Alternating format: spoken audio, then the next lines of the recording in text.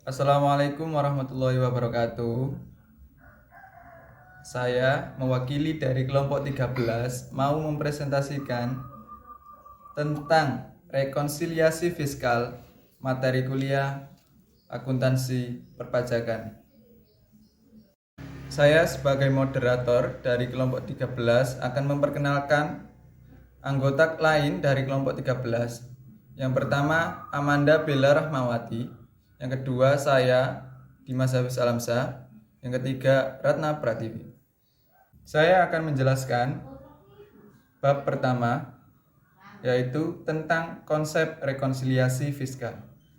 Rekonsiliasi fiskal adalah suatu proses penyesuaian laporan laba atau rugi fiskal berdasarkan ketentuan perundang-undangan perpajakan di Indonesia, sehingga diperoleh laba atau rugi fiskal sebagai dasar untuk perhitungan pajak penghasilan untuk satu tahun tertentu.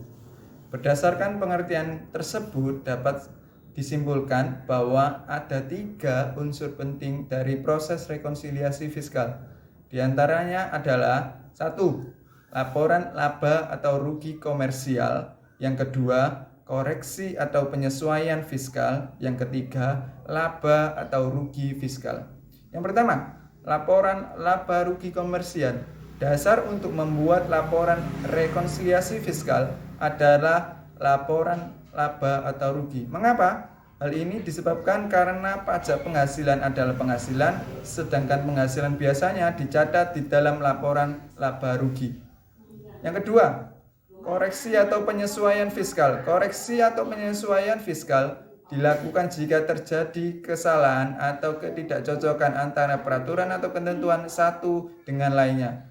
Di dalam akuntansi terdapat beberapa metode atau asumsi yang dipakai dalam penyusunan laporan keuangan.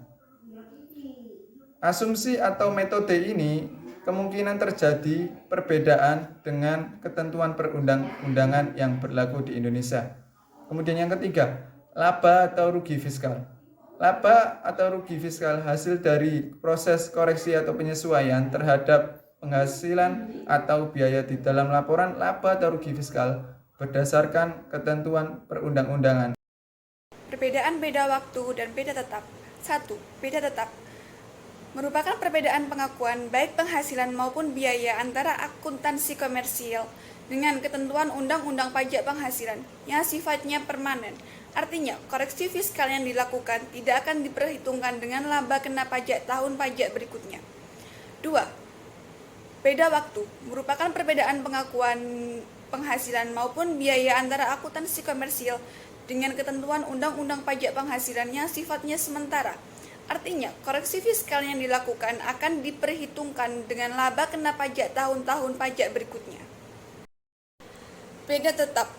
Ada beberapa kondisi yang menyebabkan penghasilan atau biaya yang tidak boleh diakui laporan laba atau rugi. Berdasarkan Undang-Undang Nomor 36 Tahun 2008, Pasal 4 Ayat 2, tentang beberapa penghasilan yang tergolong final diantaranya adalah sebagai berikut. 1. Penghasilan berupa bunga deposito atau tabungan lainnya. 2. Penghasilan berupa hadiah undian. 3. Penghasilan dari transaksi saham atau sekuritas lainnya. 4.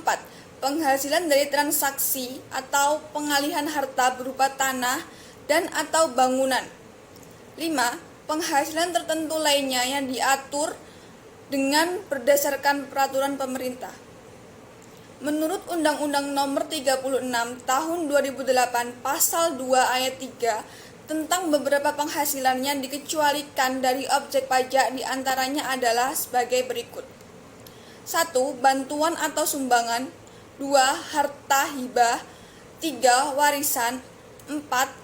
Harta termasuk setoran tunai yang diterima oleh badan sebagaimana dimaksud dalam pasal 2 ayat 1 huruf B Undang-Undang Pajak Penghasilan sebagai pengganti saham atau sebagai pengganti penyertaan modal. 5. Penggantian atau imbalan sehubungan dengan pekerjaan atau jasa yang diterima oleh wajib pajak atau pemerintah kecuali yang diberikan oleh bukan wajib pajak. 6.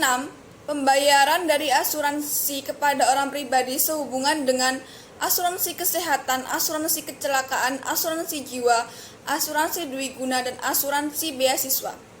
Menurut Undang-Undang Nomor 36 Tahun 2008 Pasal 4 Ayat 3 tentang beberapa penghasilan yang dikecualikan dari objek pajak, diantaranya adalah dividen, biaya untuk kepentingan pribadi pemegang saham, pembentukan atau pemupukan biaya cadangan, premi asuransi, penggantian atau imbalan sehubungan dengan pekerja atau jasa yang diberikan dalam bentuk natura dan kenikmatan. Jumlah yang melebihi kewajaran yang dibayarkan kepada pemegang saham atau kepada pihak yang mempunyai hubungan istimewa sebagai imbalan sehubungan dengan pekerjaan yang dilakukan. Beda waktu. Beda waktu ini sebagian besar disebabkan karena asumsi atau metode yang digunakan di dalam akuntansi komersil berbeda dengan akuntansi menurut peraturan perundang-undangan yang berlaku saat ini di Indonesia. Metode ini akan berdampak pada penilaian akun-akun di dalam laporan keuangan seperti 1. Persediaan, 2. Piutang, 3. Aktiva tetap, 4. Investasi, 5. dan lain-lain. Koreksi positif dan negatif. Koreksi positif merupakan suatu koreksi di mana akan menyebabkan laba fiskal akan menjadi meningkat atau bertambah. Koreksi negatif merupakan suatu koreksi di mana akan menyebabkan laba fiskal akan menjadi menurun atau berkurang. Ketika penghasilan akuntan menurut akuntansi komersil lebih besar dari penghasilan menurut akuntan fiskal, maka perlu dilakukan koreksi negatif dan begitu juga dengan sebaliknya.